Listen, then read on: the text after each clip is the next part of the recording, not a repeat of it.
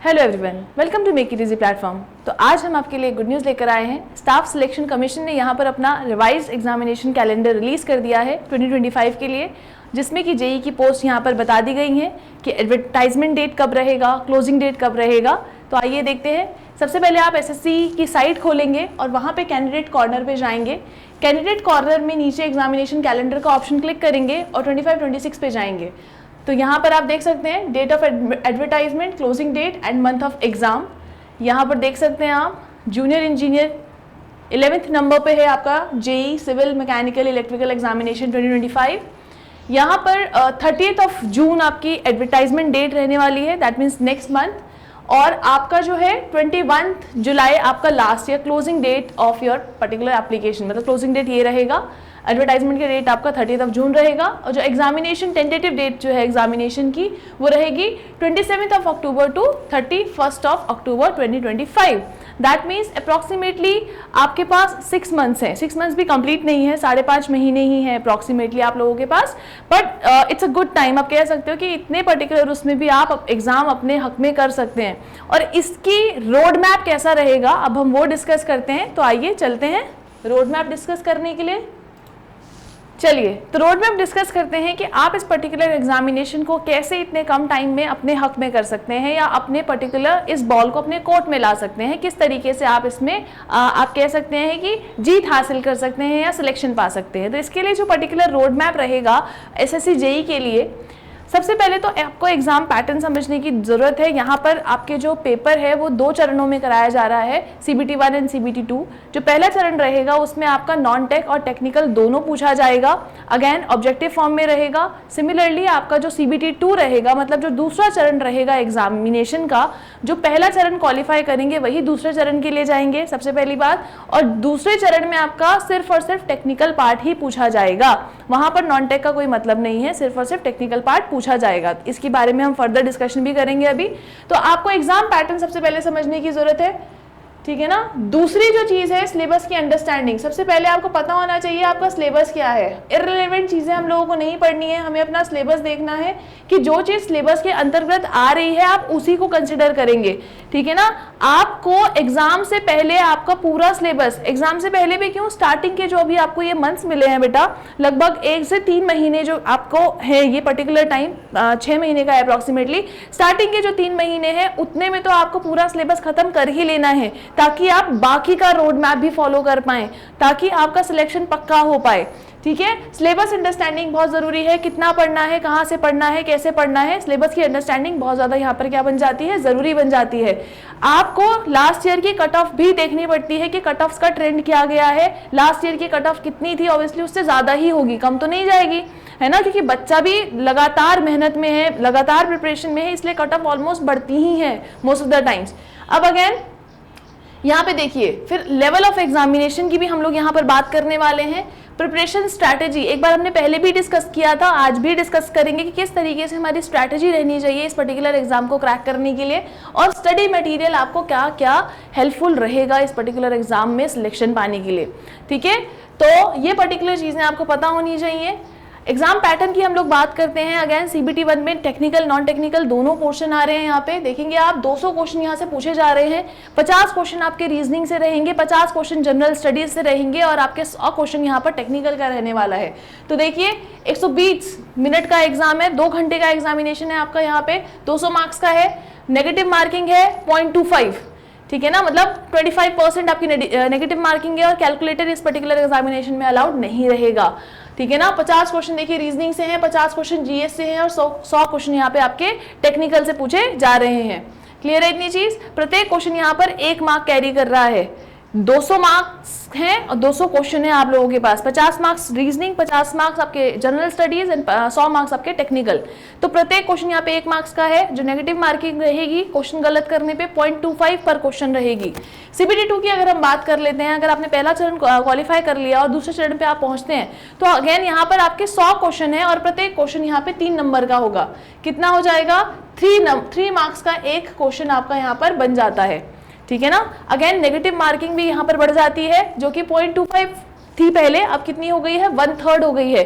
कितनी हो गई है, 1/3 यहाँ पर हो जाएगी, ठीक है ना। वहां पे देखो 1/4 थी, यहाँ पे 1/3 हो गई है, नेगेटिव मार्किंग भी बढ़ गई है, प्रत्येक क्वेश्चन गलत करने पे आपके नंबर ज्यादा काटे जाएंगे अब, क्योंकि अगेन वेटेज भी बढ़ गया है क्वेश्चंस का।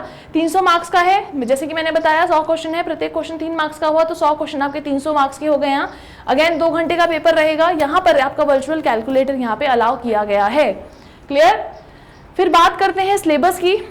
सिलेबस जैसे कि हमने ऑलरेडी यहाँ पे डिस्कशन कर ही लिया था, अपने हमारी प्रीवियस वीडियोस में आपको मिल भी जाएगा, सिलेबस का कंप्लीट डिस्कशन किया गया है अलॉन्ग विद द स्ट्रैटेजी। आज मैं दोबारा बताऊंगी आपको, सिलेबस डिस्कशन हो चुका है, वो आप वीडियो वहां से देख सकते हैं। स्ट्रैटेजी हम लोग यहाँ पे दोबारा डिस्कस कर लेंगे। जनरल स्टडीज में आपका ये particular physics, chemistry and biology, history, polity, art and culture, geography, environment, GK and current affairs, यहाँ से पर्टिकुलरली ये मोस्टली पूछा जाता है। तो ये बहुत ही जिसे कहते हैं, ये आपको पढ़ना ही पड़ेगा, कोई ऑप्शन नहीं है आप लोगों के पास।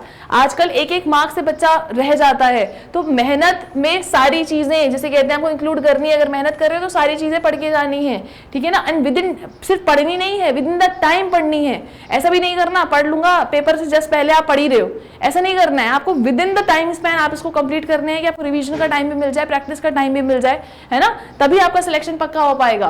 फिर टेक्निकल में जो सिविल का है वो सिविल का करेगा, मैकेनिकल का मैकेनिकल का करेगा, इलेक्ट्रिकल का बच्चा इलेक्ट्रिकल का करेगा। CBT 2 में तो अगेन पूरा सब्जेक्ट स्पेसिफिक ही है। Next is again cut offs की अगर हम बात करें सिविल इंजीनियरिंग की, जो 2023 की यहाँ पे कट ऑफ्स देख सकते हैं आप, चार्ट में बनाया लिखी गई हैं। जो आपकी स्पेशल कैटेगरीज हैं, schedule caste, schedule tribe, other backward classes, economically weaker sections, unreserved, handicapped, ठीक है ना, और जो विद डिसेबिलिटी होते हैं, पीपल विद डिसेबिलिटीज, तो डिफरेंट डिसेबिलिटीज, तो उसके अकॉर्डिंग आपकी यहाँ पे कट ऑफ्स दी गई हैं। इस चार्ट को आप स्क्रीनशॉट खींच के या प्रिंट निकाल के अपने सामने लगा के रखें कि भैया मुझे ज्यादा नंबर ही लाने हैं, मुझे कम नहीं लाने हैं। ज्यादा का टारगेट करोगे तो कम जिसे कहते हैं आएंगे, ज्यादा का टारगेट करोगे तभी आप ला पाओगे नंबर, अदरवाइज कम का टारगेट करोगे तो ज्यादा कभी नहीं आएंगे भैया। क्लियर है इतनी चीज। तो ये पर्टिकुलर चार्ट था कट ऑफ्स का, ठीक है। अगेन नेक्स्ट देखते हैं level of exam. Level of exam आप कह सकते हो, आप बोलोगे मैम हमारा तो टफ देखा था हमने ये वो, सो देखो रिपीटेड क्वेश्चन रहते हैं बेटा, मोस्टली क्वेश्चंस आपको रिपीटेड दिखते हैं उसमें। मॉडरेट लेवल ऑफ एग्जामिनेशन रहता है, 90% थ्योरेटिकल क्वेश्चन रहते हैं, 10% आपके न्यूमेरिकल रहेंगे छोटे, क्योंकि टाइम कम मिलता है आपको, लगभग 1 मिनट से भी कम टाइम आपको मिल रहा है, अप्रॉक्सीमेटली आप कह सकते हो 1 मिनट ही मिल रहा है। तो ऑब्वियसली पेपर का जो वो रहेगा लेवल, उसके हिसाब से मॉडरेट ही रहेगा, ताकि आप उसको सॉल्व कर पाओ with in the time span. Otherwise क्या हो जाएगा, अगर गेट लेवल के क्वेश्चन यहाँ पे आ जाएंगे आप तो कर ही नहीं पाओगे, फिर मतलब बहुत दिक्कत हो जाएगी ना अकॉर्डिंगली।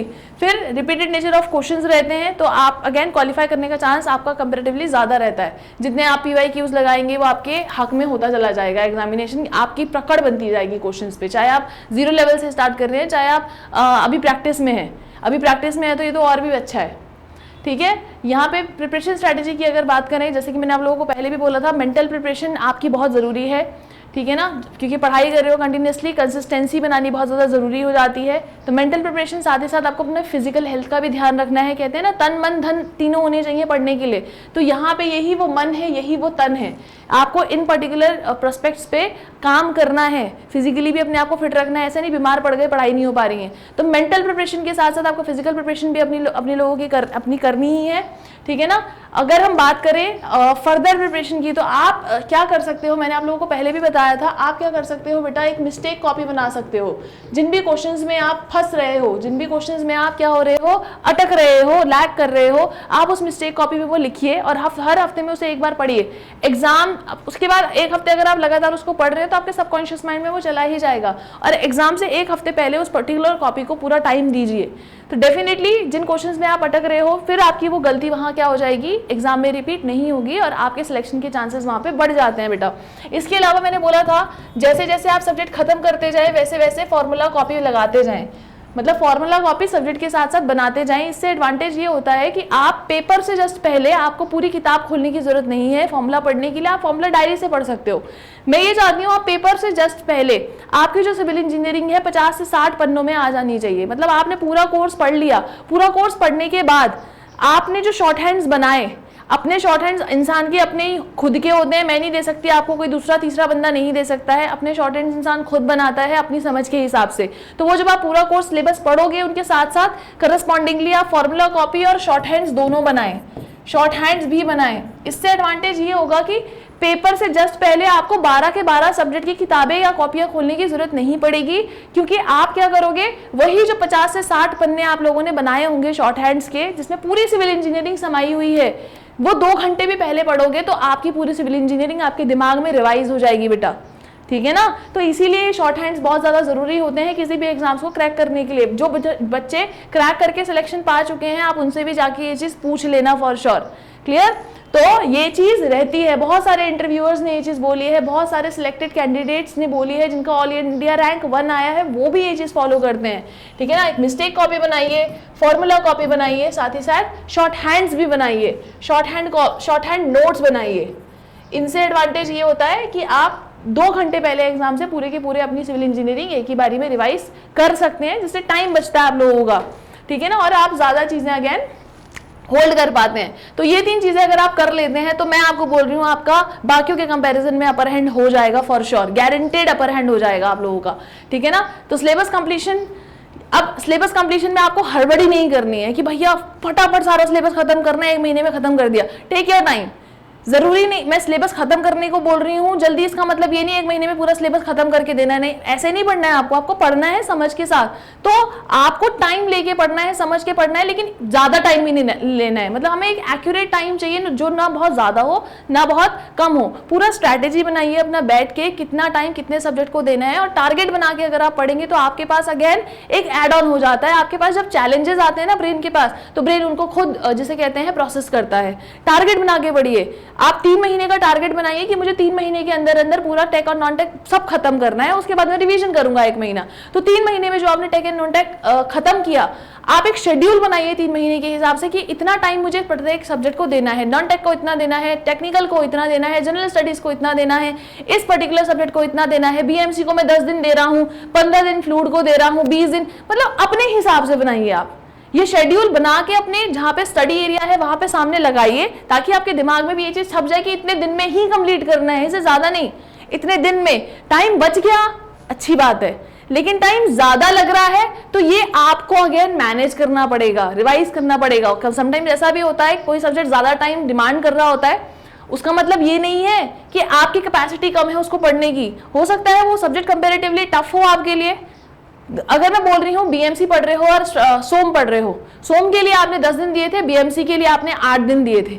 बीएमसी कर लिया आपने 6 दिन में खत्म, बाकी के मतलब अलॉन्ग विद द पीवाईक्यूज। पढ़ने को तो आप उसे 1 दिन में भी पढ़ दोगे along with previous year questions, है ना। तो आपने 6 दिन में खत्म कर दी, लेकिन सोम आपकी 10 दिन में खत्म नहीं हुई, सोम हो रही है 12 दिन में खत्म। तो जो 2 दिन बीएमसी में बचाए थे तो वो आप दे सकते हो ना सोम को। तो ऐसे आपको बैलेंस करना है अपने पर्टिकुलर टाइम को। क्लियर है इतनी चीज। तो अगर आपका 3 महीने में नहीं हो रहा, 3.5 महीने में भी अगर आप खत्म कर रहे हो, तो ऐसे कोई हार्ड एंड फास्ट नहीं है 3 में ही करना है। हर किसी की अपनी कैपेसिटी है, बट पेपर से पहले इतना टाइम रखो कि रिवीजन भी कर लो, प्रैक्टिस भी कर लो, पीवाईक्यूज भी करा लो। हर प्रत्येक सब्जेक्ट खत्म करने के बाद आपको पीवाईक्यूज जरूर लगाने हैं। साथ साथ लगा रहे हो तो अच्छा है, नहीं भी लगा रहे हो तो पूरा सब्जेक्ट खत्म करने के बाद आपको पूरे पीवाईक्यूज लगाने हैं, फॉर श्योर लगाने हैं।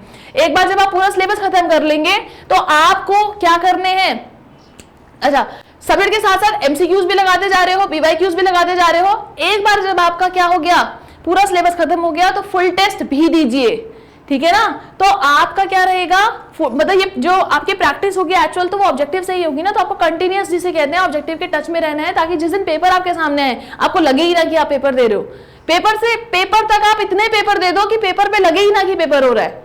आप इतनी प्रैक्टिस में आ जाओगे बेटा, ठीक है।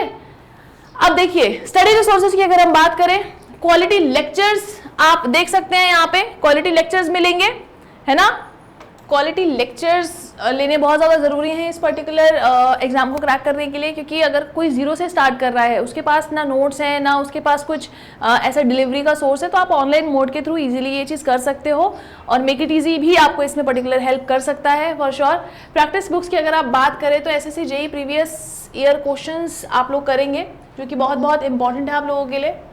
क्या बोला मैंने, प्रैक्टिस बुक के लिए आपको एसएससी जेईई पीवाईक्यूज लगाने हैं, आप यूथ पब्लिकेशन की किताब भी ले सकते हैं, इसमें भी आपको काफ़ी बड़े अमाउंट में जिसे कहते हैं प्रीवियस PYQs मिल जाते हैं इसमें। यूथ कंपटीशन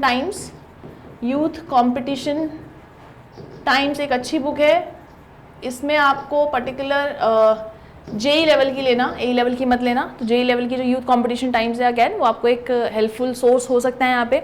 इसके अलावा काफ़ी बच्चे जिसे कहते हैं बेसिक स्टार्ट करने के लिए गुप्ता से करते हैं, बट अगर आपको PYQs चाहिए तो youth competition time is fine, ठीक है ना। टेस्ट सीरीज़ की अगर हम बात करें तो यहाँ पे आपको ये जो पर्टिकुलर टेस्ट सीरीज़ है ये आप ऑनलाइन मेक इट ईजी के प्लेटफॉर्म से भी ले सकते हैं। अगर आपको कोई और प्लेटफॉर्म सही लगता है तो वहाँ से भी ले सकते हैं, मैं ये नहीं कह रही हूँ यहीं से लो, बट हाँ अगर आपको कोई और प्लेटफॉर्म भी सुटेबल रखता है टेस्ट सीरीज़ के लिए तो आप वहाँ से भी ले सकते हो। पर हम यहाँ मेक इट ईजी में भी ये अवेलेबल करा रहे हैं बच्चों को, और अगैन एग्जाम के पैटर्न के बेसिस पे ये पूरा का पूरा टेस्ट सीरीज़ यहाँ पर डिज़ाइन किया गया है, ठीक है ना।